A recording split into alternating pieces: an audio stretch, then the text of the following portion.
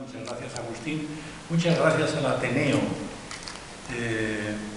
Cultural el 1 de mayo, que por lo que sigo, porque me llega información, la verdad es que tiene una actividad encomiable. Y quiero agradecer que me haya invitado a hablaros. Cuando Agustín me planteó, me dijo que hablara un poco del pasado, del presente y si podía ser del futuro. Yo, que muchas veces he tenido esta misma oportunidad de hablar sobre todo, porque cuando el título es hacia dónde, yo estaba pensando que de momento vamos a ir hacia atrás, es decir, no solo por lo que está pasando, que estamos yendo hacia atrás, sino que en mi charla voy quizá a centrarme, por razones de tiempo, en lo que es desde el origen y con sus antecedentes hasta el inicio de la transición, aunque en las diapositivas que traigo me remito hasta el presente, pero prefiero no ocupar en exceso, que voy a ocupar bastante tiempo, pero no en exceso, para luego dar tiempo a preguntar. Las preguntas se hacen sobre pasado, pero también suelen hacerse sobre presente, y en lo que sepa o en lo que crea, pues os daré mi opinión. De nuevo, las gracias a todos y comienzo. Comienzo con los antecedentes, que es lo que está en la primera de estas diapositivas. Creo que todos lo sabéis perfectamente. La guerra civil, su final, la dictadura, y lo primero que se hace es proscribir a las organizaciones obreras, a todas. Hago un inciso, precisamente porque me parece importante hablar de esto, y ojalá pudiera hacerlo más a gente joven, a la gente de las nuevas generaciones, porque quizá no se ha reflexionado suficiente sobre un hecho singular. El hecho singular es que en España ha habido dos grandes organizaciones históricas, una fundada a final del siglo XIX y otras a principios del siglo XX, la Unión General de Trabajadores y la Confederación Nacional del Trabajo. Esas son las organizaciones clásicas del movimiento sindical español, aparte de otras más pequeñas o de comunidad autónoma. Y, sin embargo, durante la dictadura, por toda una serie de circunstancias, a medir alguna, muy brevemente, bueno, pues languidecen y casi desaparecen, y emerge un movimiento, el de las comisiones obreras, que termina siendo la primera fuerza sindical de este país en la democracia.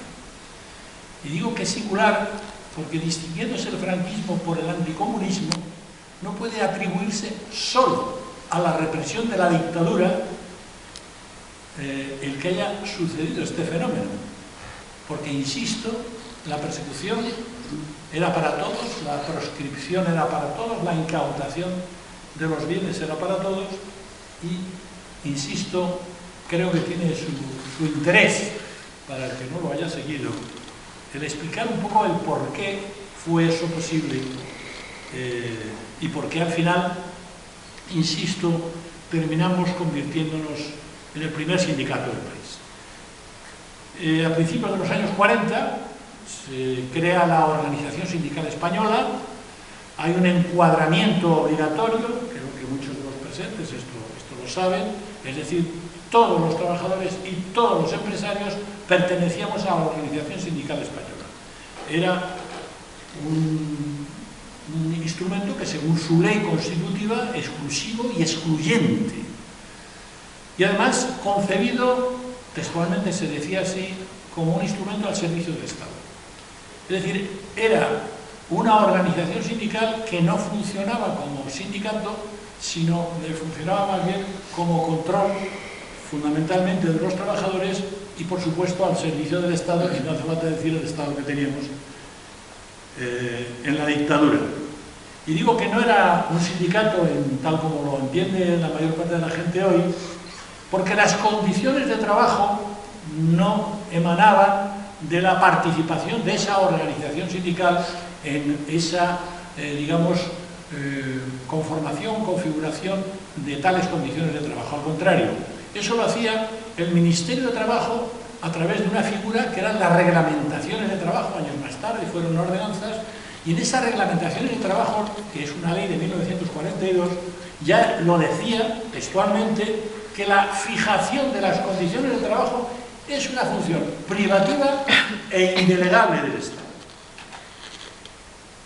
Por supuesto, además de la proscripción de las organizaciones, estaba la proscripción de los derechos sindicales, de todos esos derechos sindicales, que hoy repito, sobre todo para las nuevas generaciones, pues parece que es normal asociarse, reunirse, manifestarse, hacer huelgas, etcétera, etcétera. Bueno, pues la huelga, por poner un ejemplo, estaba considerada un delito de sedición. Y el ejercicio de lo que hoy entendemos por derechos sindicales, su práctica, la juzgaban por ilegal tribunales militares. Esto es más o menos a grandes rasgos algunos de los trazos de la época, y entonces se planteaba, ¿no?, lo que se podía hacer sin derechos y, como decía al principio, con una inoperancia práctica, y no lo digo en sentido ni crítico ni no crítico. La persecución era brutal por parte de la dictadura de todo el mundo. Al final de la guerra lo que se hacía era fusilar, luego ya se empezó a fusilar menos a partir de cuando iba perdiendo la Segunda Guerra Mundial los nazis, donde el régimen de Franco pues también participó a través de la División Azul, pero lo cierto es que la represión era sangrienta y brutal, y todo el conato de organización de las viejas organizaciones históricas pues era brutalmente reprimido, y al final terminaron languideciendo. Se trataba de hacer alguna cosa, se hacían cosas. Se convocó en el 47 desde el exilio una huelga que tuvo una cierta repercusión, sobre todo en el País Vasco. Había boicots de vez en cuando. Yo recuerdo los boicots a los tranvías de la época, en el año 51 y más tarde, en Barcelona, en Madrid, se hacían cosas, pero todo ello con una represión brutal. Y así fue pasando el tiempo, y para completar estos antecedentes, porque si no, no se entiende bien cómo fue posible este fenómeno de las comisiones y su éxito, empezaron a haber cambios en los años 50. Un primer cambio fue el de la incipiente industrialización del país. Se creó a finales de los 40 el Instituto Nacional de Industria, empezó efectivamente a crearse un cierto tejido industrial, que es el que determina pues todas esas migraciones internas. Muchos de vosotros pues, o las habéis conocido, o tenéis algún familiar o os han hablado de ellas. Es el paso del campo a la ciudad, fundamentalmente. Para que os hagáis una idea, en 1950 la mitad de la población activa española estaba en lo que se llamaba el sector primario, es decir, en la agricultura y la ganadería. La mitad. Actualmente es el 4% nada más. Entonces, esas migraciones se dan fundamentalmente en los años 50, y se da un fenómeno político, en una especie de intento de apertura política al exterior, que viene de alguna manera favorecido por la situación mundial de la época, ese mundo bipolar, la Guerra Fría, el este y el oeste, socialismo y capitalismo. En todo ese contexto, el anticomunismo, que era muy predominante, nunca se ha desaparecido del todo, pero en aquella época, pues los Estados Unidos, que como sabéis, ahora con Obama la gente ha cambiado un poco su imagen. Estados Unidos se ha distinguido históricamente por defender la democracia cuando le interesaba, y cuando no le interesaba que se lo cuenten a los países latinoamericanos y que nos lo cuenten a nosotros. Porque al hilo de ese contexto mundial, de la Guerra Fría, de este-oeste, de la política de bloques, pues claro, vienen a España a hacer un acuerdo, el acuerdo de las bases, que es de 1953, y era en el fondo darle un respiro desde el punto de vista político al régimen de Franco, y para ellos, evidentemente, asentarse, como se han asentado en Zaragoza, en Rota, y bueno, y ahí está. Eso le vino bien al gobierno de Franco. Se hizo un nuevo concordato que explica los privilegios que tiene la Iglesia. El concordato que se hizo en los años 50 era en favor del nacionalcatolicismo, de la Iglesia católica, apostólica y romana, que no quiero decirlo para no ofender a nadie que tenga creencias, pero ya sabéis que llevaban la jerarquía de la Iglesia llevaba a Franco bajo palio, era una especie de semidios. Es un cambio pequeñito, pero bueno. Hay otro cambio sociológico, que son las nuevas generaciones. Yo ya pertenezco a esas generaciones que, aunque nací antes de la Guerra Civil, nací en el año 34, pero bueno, a mí todo eso me pilló de lejos. Entonces hay la irrupción de nuevas generaciones unido a ese trasvase del campo de la ciudad, de gente que no había vivido determinadas experiencias, de gente nueva, que incluso, eso luego tiene que ver, el que se empiecen a canalizar formas de lucha. Hay también otro cambio político más importante, hablo de los años 50, estoy dando grandes brochazos, os podéis imaginar. Hay un cambio hacia 1957 y antes, quitan a Girón de Velasco, que era el ministro de Trabajo y era la representación más genuina de la falange y del nacional sindicalismo, y rompe con fuerza dentro del espectro del franquismo, que era plural, es decir, había monárquicos, había los del nacionalcatolicismo, entra en juego una secta conocida que se llama Opus Dei, que llega a tener mucha influencia en aquella época.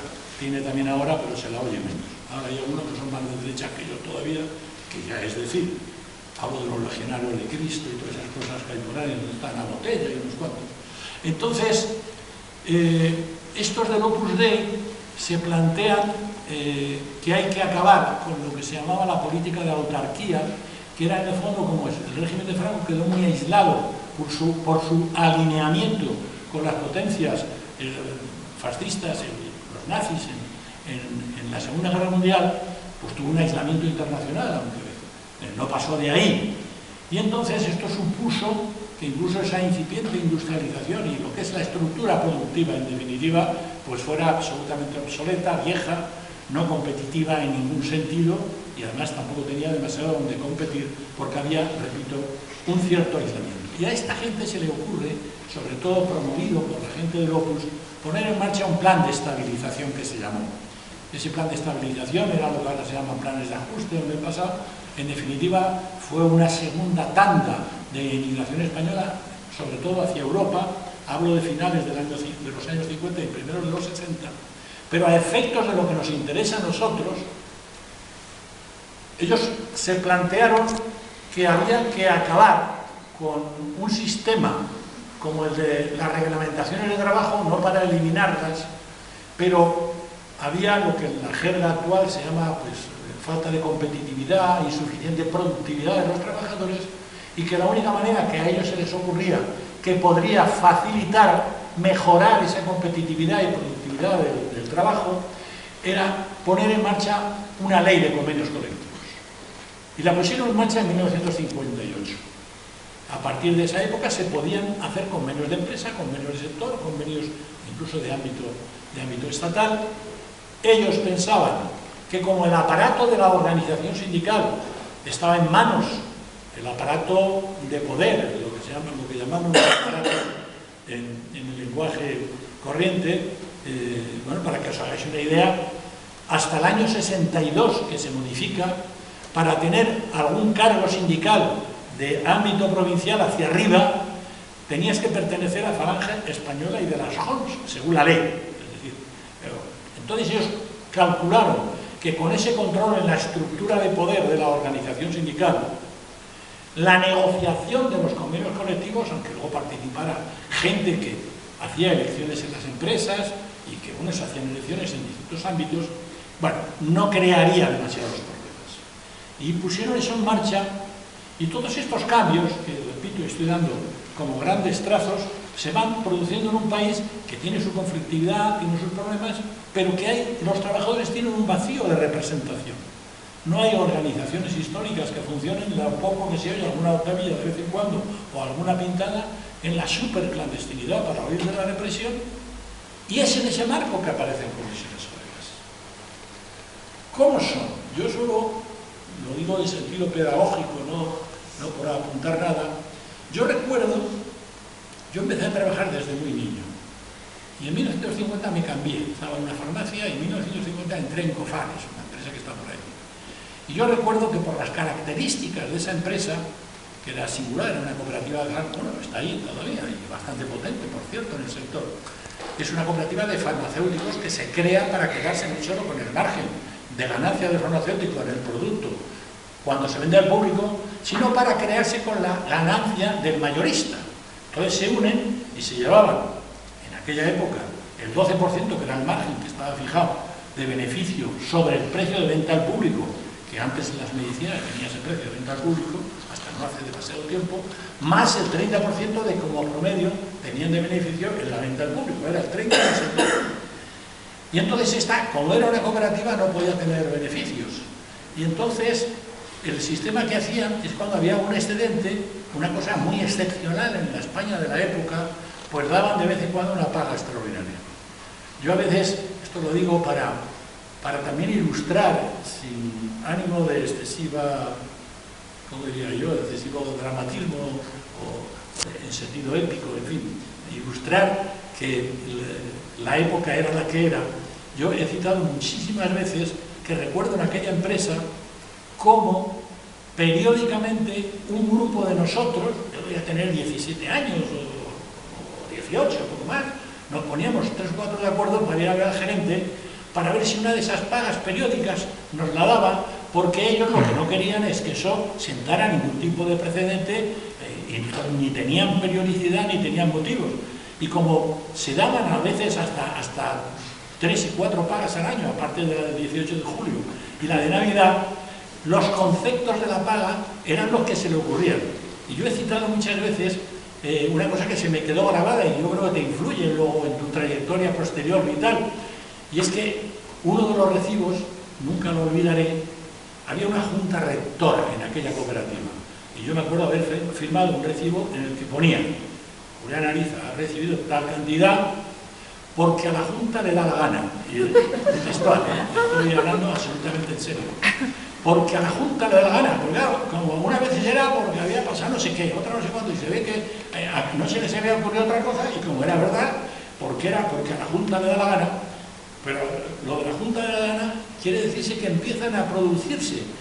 Yo hablo de esta experiencia directa, personal, que he vivido en Cofares, de cómo una comisión que se crea, que va a ver a don Cecilio, que se llamaba el gerente, y luego pues desaparece, si te hace caso, no te hace caso, y lo hacían para eso, o para si tenían que los aseos están en mejores condiciones, o los vestuarios. Eso pasaba en muchos sitios. Luego había otro dato, claro, eran las, pongo ahí, finalistas, es decir, para eso, pero eso se fue extendiendo porque había vacío de representación, y luego la gente empezaba en algunos sitios a participar en las elecciones de la época. Yo me acuerdo que por el compromiso aquel, pues a mí en 1957, porque ya tengo más quinquenios que la hostia en esto del sindicalismo, pues ya me eligieron enlace sindical en Cofares. Y hablo para ilustrar una cosa: allí había cosas muy espontáneas y además no inducidas, pero había otras que no. Había otras que efectivamente obedecían a una política, particularmente, no exclusivamente, de gente del Partido Comunista, también de los movimientos del apostolado social de la Iglesia, que ya desde finales de los años 40 en el Partido Comunista, y eso está ilustrado en una revista del Partido Comunista que se llama Nuestra Bandera, ya se planteaba que había que intentar utilizar los resquicios legales del sistema para tratar de estar en una relación más directa con la gente. Y se hablaba de las elecciones sindicales, se hablaba de las cofradías de pescadores, se hablaba de las asociaciones de ganaderos, etcétera, etcétera, etcétera. Bien, ahí hay un compromiso de una serie de sectores y se induce sobre todo a aprovechar, entre otras cosas, las elecciones sindicales y a aprovechar esa nueva ley de negociación colectiva. Todo esto, hablo de finales de los años 50, se ha hecho ese plan de estabilización, se ha ajustado la estructura económica un poco, y ese mismo sector del Opus Dei, influyente, en este caso capitaneado por uno de sus figuras más conocidas de la época, Laureano López Rodó, se inicia lo que se llamó la etapa del desarrollismo, que fue a principios de los años 60.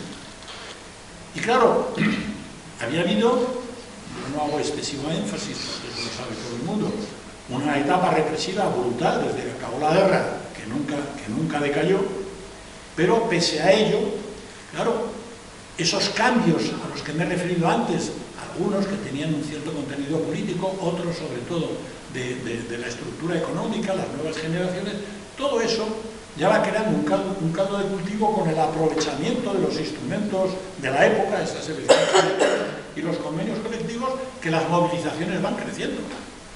Van creciendo. Incluso, yo cito muchas veces una de esas movilizaciones más conocidas, que es la huelga minera de 1962. Fue una huelga muy dura, donde hubo muchísima represión, y si la cito es porque tuvo, digamos, un efecto que ya trascendió, porque todo esto no aparecía en los medios de comunicación, pero ya trascendió a los medios de comunicación, entre otras cosas, un documento que hicieron los intelectuales denunciando la represión.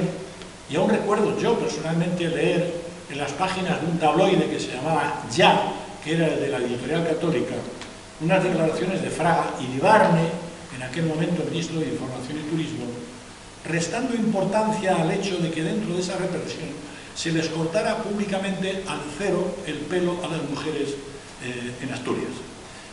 A las mujeres que estaban efectivamente en la lucha por sus maridos, por sus hermanos, por sus familiares, en esa huelga del 62. Repito, eso supuso un fuerte impacto, eso alimentó una presión internacional que ya existía de denuncia de la dictadura, en tanto que tal. En definitiva, se crea una situación en donde un sector, yo lo pongo entre comillas porque no sé cómo clasificarlos, pongo ahí los aperturistas, pero entre comillas. En Estados Unidos hablaban de que el Partido Republicano era el de los halcones y el Partido Demócrata el de la... Plantearon hacer una serie de reformas. Y, por ejemplo, modificaron a principios de los años 60 el artículo 222 del Código Penal, que era el que señalaba que la huelga era un delito tipificado en el Código Penal con pena de prisión.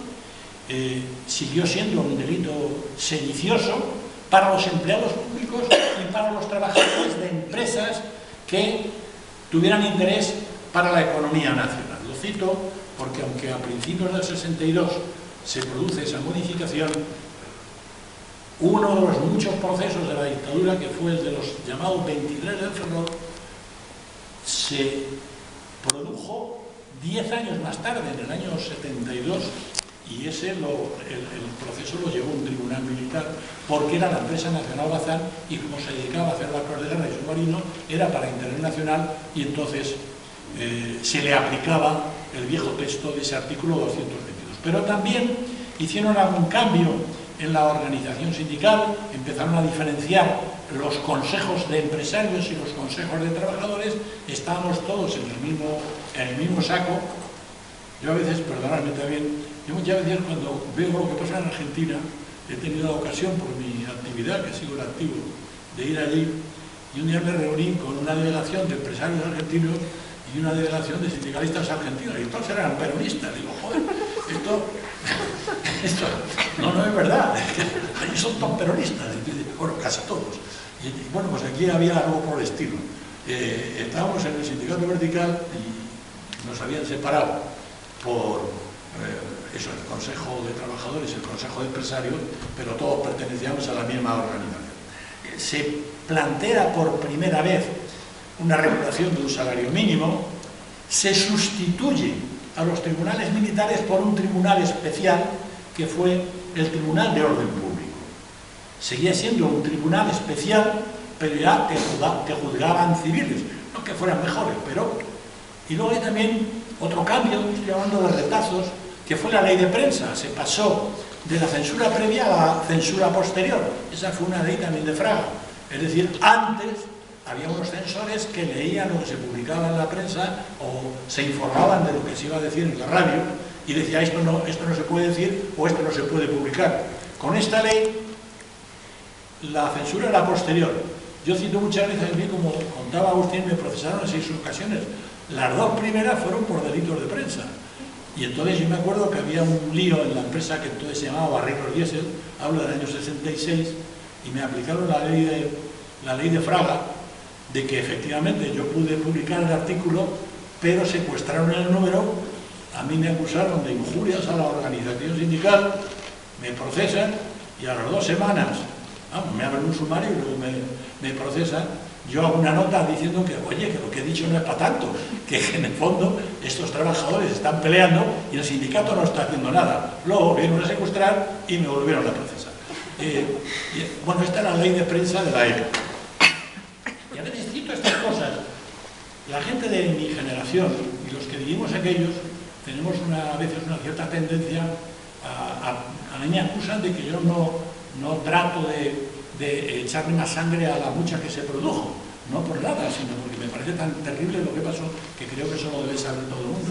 Pero es que he dicho muchas veces que era una dictadura sangrienta y cutre, porque es que pasaban cada cosa. Yo me acuerdo de las elecciones del 66, el tercer proceso fue porque un compañero de Pegaso, un compañero de Estándar y yo, que éramos vocales provinciales, nos habían elegido en las elecciones del 66, le mandamos un telegrama al vicepresidente del gobierno, Agustín Muñoz Grandes, porque habían detenido a un compañero que estaba haciendo campaña electoral legal, porque Solís había dicho que se participara en las elecciones, y entonces nos consideraron que habíamos cometido desacato y nos volvieron a procesar.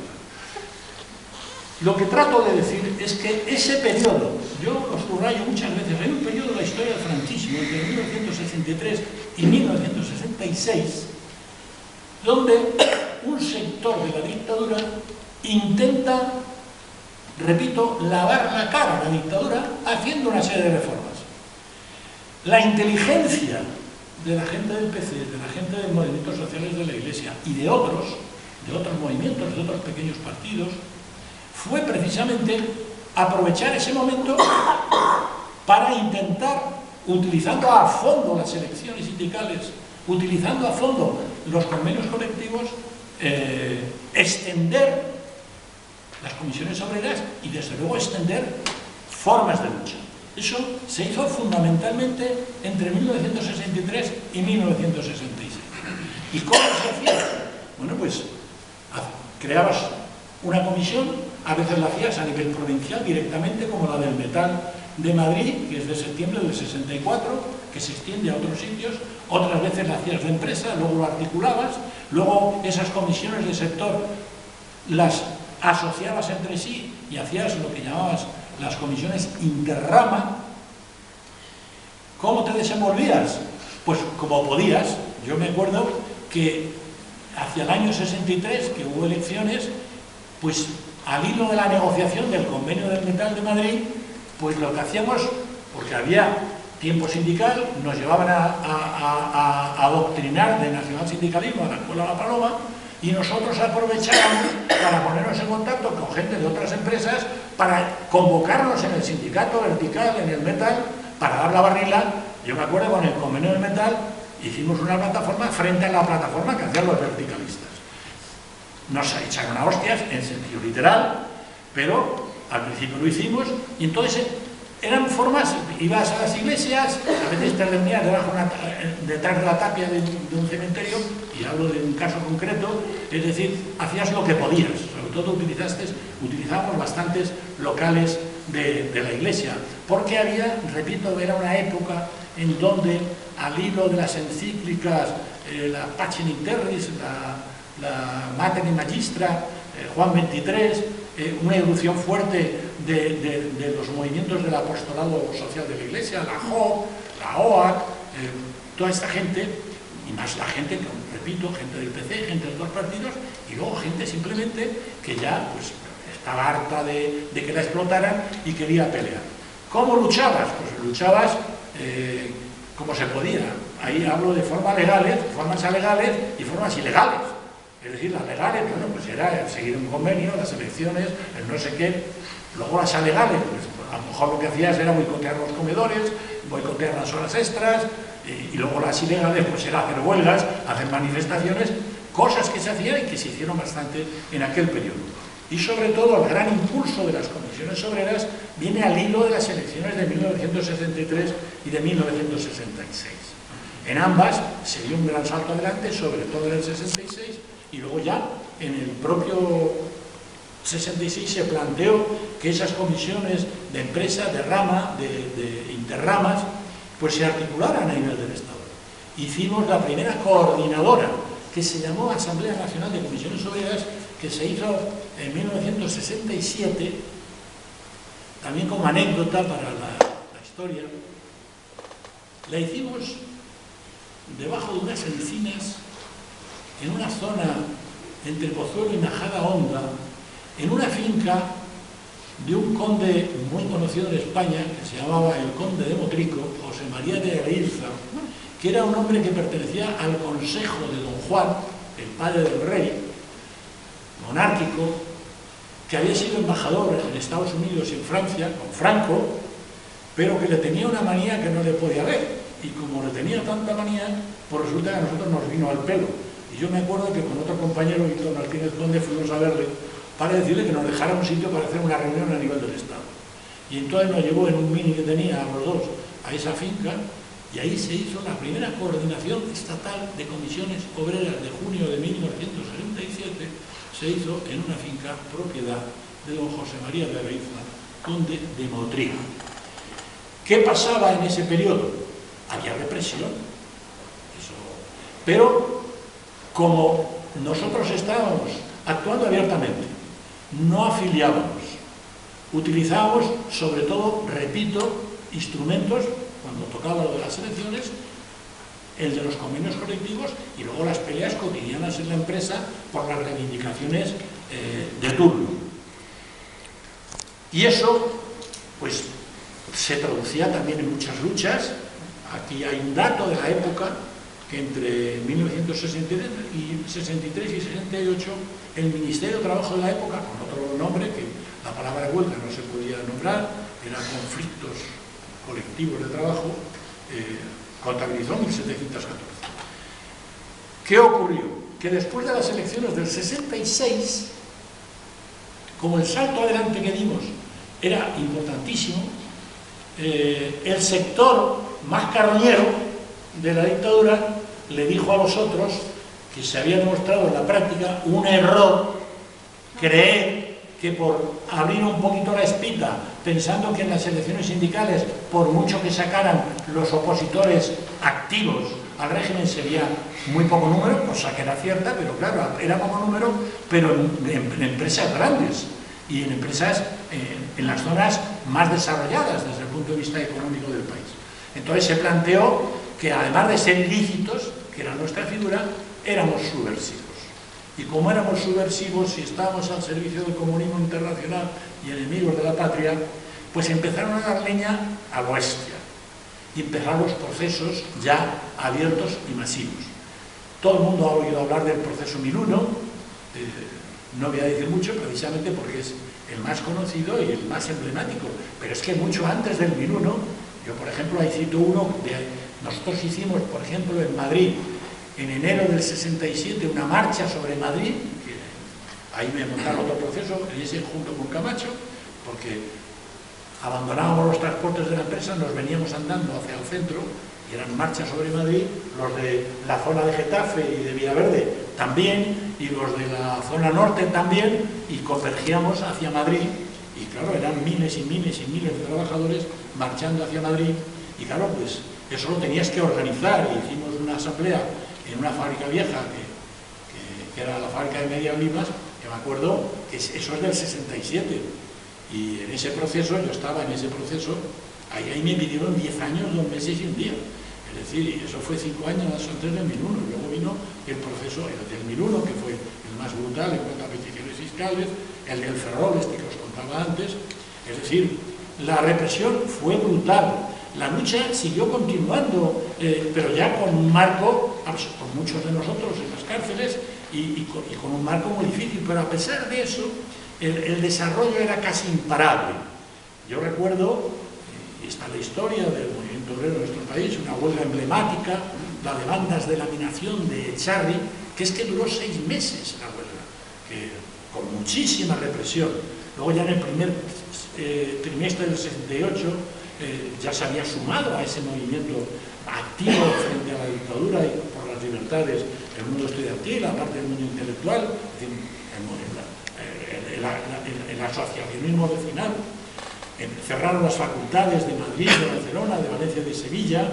En 1969 declararon un estado de excepción.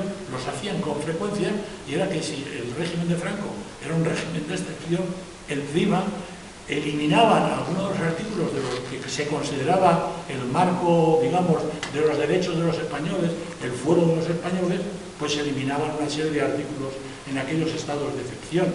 Y la represión era tan brutal que produjo muertos. Hace un momento me preguntaba un compañero de cómo había sido la lucha, entre otras, de los sectores de la construcción en aquella época. Yo recuerdo la muerte de un compañero Patiño aquí en Getafe, que estaba haciendo propaganda y era del sector de la construcción, otros 3 compañeros de Granada en una manifestación también de la construcción, muertos también en aquella época, muertos en el País Vasco, muertos en el propio Ferrol, al hilo de esa huelga que supuso el proceso de los llamados 23 del Ferrol.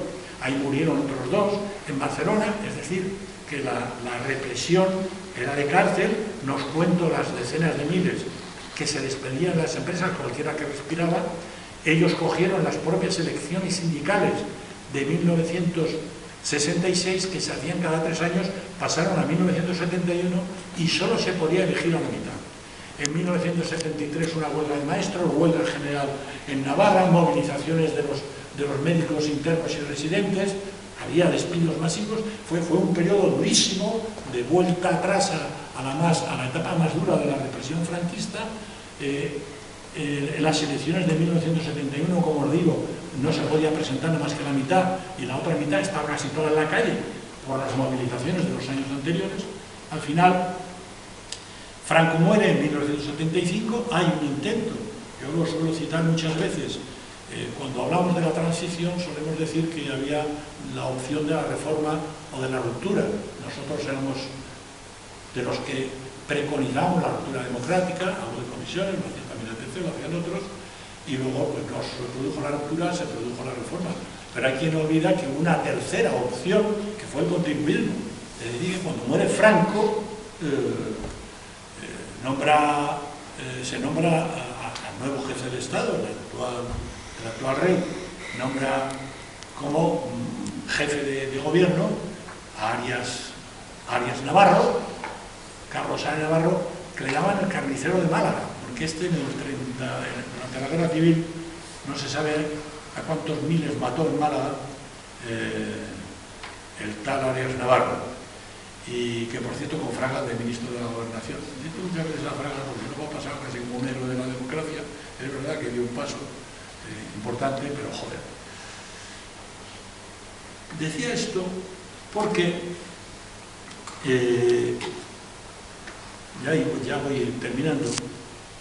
Hay una cosa que me parece interesante subrayar. ¿Cómo nos veíamos nosotros a nosotros mismos? Pues nosotros no éramos un sindicato, éramos un movimiento sociopolítico, no solo porque no tuviéramos afiliado, porque nos planteábamos que había que actuar abiertamente, había que aprovechar las sortes legales, pero sobre todo porque nosotros aspirábamos fundamentalmente, además de defender los intereses cotidianos de las empresas y los sectores de los trabajadores, lo que nosotros aspirábamos, en la gran estrategia de fondo, era conquistar las libertades democráticas. Y nosotros teníamos la convicción de que una vez conquistadas las libertades democráticas, lo que tendríamos que hacer era intentar que existiera una gran central unitaria y pluralista. Y por eso nuestra práctica en la dictadura como movimiento es que era un movimiento abierto. En comisiones obreras podía participar todo el que quisiera, viniera donde viniera, siempre y cuando estuviera de acuerdo que lo que había que hacer era defender los intereses de los trabajadores, es decir, había que estar en desacuerdo con el sindicato vertical y que estuviera de acuerdo en que todo eso debía de contribuir a las libertades. Daba lo mismo de donde se procediera, éramos realmente muy plurales, con esa vocación unitaria y desde luego muy abiertos, muy abiertos. Tan abiertos que a veces se infiltraba, claro, la policía, no te lo diga. Pero bueno, el objetivo básico era las libertades democráticas y repito, en un documento que hicimos en 1966 nos planteamos que una vez conquistada la democracia debíamos hacer lo que llamamos un congreso sindical constituyente, donde en el ejercicio de sus libertades los trabajadores definieran el tipo de sindicato que querían hacer. Ese congreso no llegó nunca a materializarse, es decir, eso se frustró, porque en la parte final ya de la dictadura estaba claro que en el movimiento sindical, aun siendo los activos una minoría,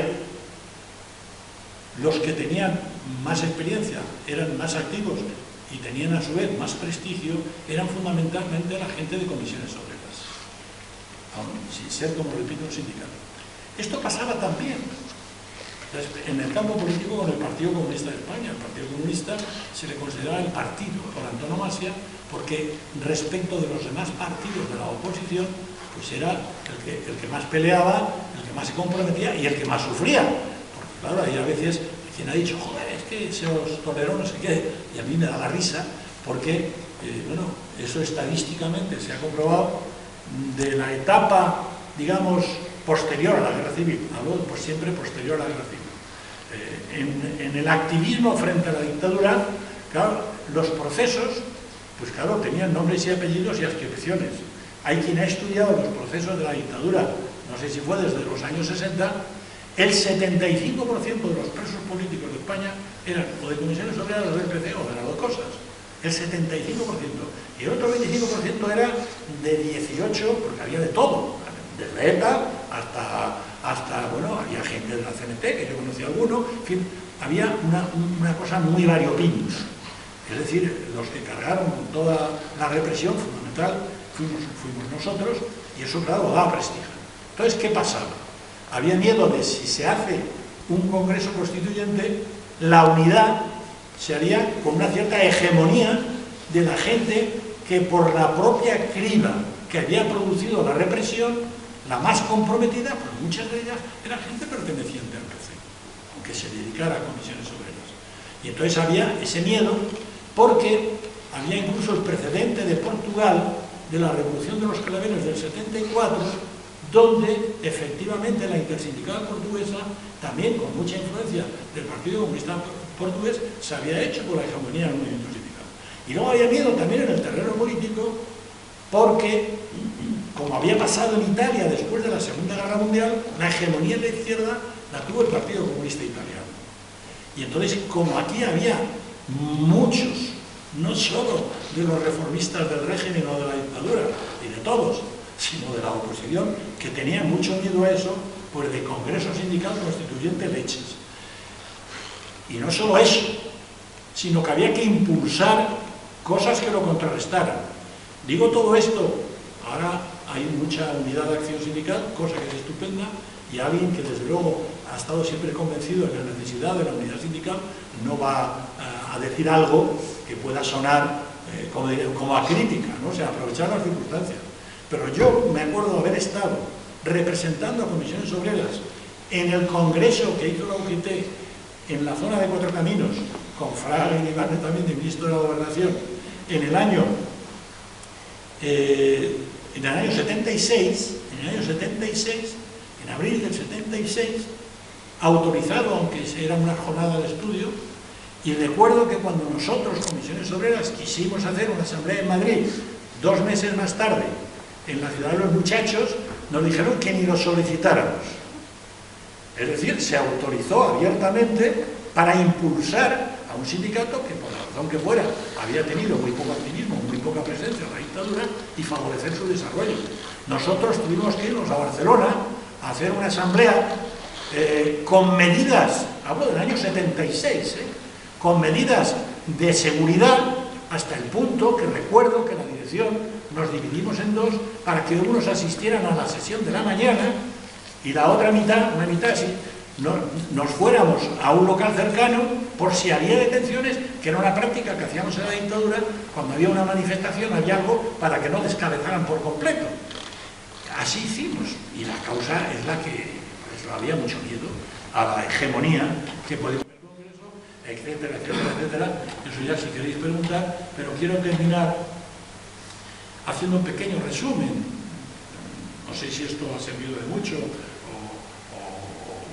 si es útil para un poco conocer, repito, con grandes pinceladas, un poco nuestro origen, nuestro desarrollo y lo que llegamos a ser, pero hay que decir que nosotros surgimos como un movimiento muy de base, como he dicho antes, muy plural, muy unitario. Hemos sido el principal movimiento social contra la dictadura y desde luego creo que hemos contribuido en la transición política y con posterioridad a la consolidación de la democracia. Ahora estamos en una etapa de descrédito de los sindicatos, aprovechando algún que otro error, que lo hay, sin ninguna duda, alguna cosa que no se debe haber hecho, pero realmente esa campaña de deslegitimación de los sindicatos, eso forma parte de la panoplia general de medidas, porque cuando se trata de una involución en todo lo que es el sistema público de protección social, en las condiciones de vida y de trabajo de los trabajadores, en los salarios, en los derechos, claro, el instrumento fundamental de defensa, de oposición a esos cambios es el movimiento sindical. Y entonces, claro, todo lo que sea deslegitimarle, desacreditarle, etcétera, etcétera, etcétera, etcétera, pues va a favor de ahora. Y eso es en la etapa en la que estamos. Pero lo cierto es que ha habido un reconocimiento a ese papel en la historia de la lucha por la democracia del movimiento sindical, y desde luego nosotros creo que sin ningún tipo como diría yo, de prepotencia, hemos sido los que hemos encabezado, como lo demuestra el título preliminar de la Constitución española, donde los constituyentes, reconociendo ese papel, nos otorgan a los sindicatos, también se lo otorgan obviamente a las organizaciones empresariales, porque no les queda más remedio, nos otorgan un papel muy diferenciado del resto del asociacionismo. Es decir, nosotros tenemos un trato desde el punto de vista constitucional de privilegio al estar en ese título primero, y eso es así precisamente como reconocimiento en la etapa democrática al papel que hicimos en defensa de las libertades. Y hay muchas cosas de la propia transición que demuestran precisamente esa contribución al desarrollo y al fortalecimiento de la democracia. Creemos haber contribuido al desarrollo del país y a su cohesión. Hemos tenido una notable evolución, hemos tenido 1001 conflictos, 1001 tensiones. Nuestra evolución ha sido en muchos aspectos paralela a la de la sociedad, y a estas alturas cambiando mucho los escenarios por 1000 razones que no es posible describir. Pues quizá hoy Comisiones Obreras sea, como digo yo, uno de los sindicatos con mayor autonomía de Europa, no solo de España. Es decir, en el pasado pues había es decir, el sindicato era independiente, lo digo sabiendo de lo que hablo, y las decisiones las tomábamos, pero había, digamos, una serie de afinidades, una serie de proximidades, unas dobles militancias que a nosotros se nos identificaba mucho como sindicato comunista, cosa que no era justa, porque que hubiera muchos comunistas en la dirección se lo habían ganado por las peleas, no por otra cosa, sino por las peleas, no por su filiación política. Pero bueno, todo eso ha habido un cambio muy sensible, como creo que sabe todo el mundo, y hoy tenemos pues yo diría una autonomía total, y repito, el primer sindicato del país. Me quedo aquí, porque ya era lo que yo había marcado, quizá estamos hablando un poco más de lo debido, y luego ya espero que a partir de ahora, sobre el pasado, sobre el presente o sobre el futuro, pues vosotros tenéis la palabra. Aquí me quedo.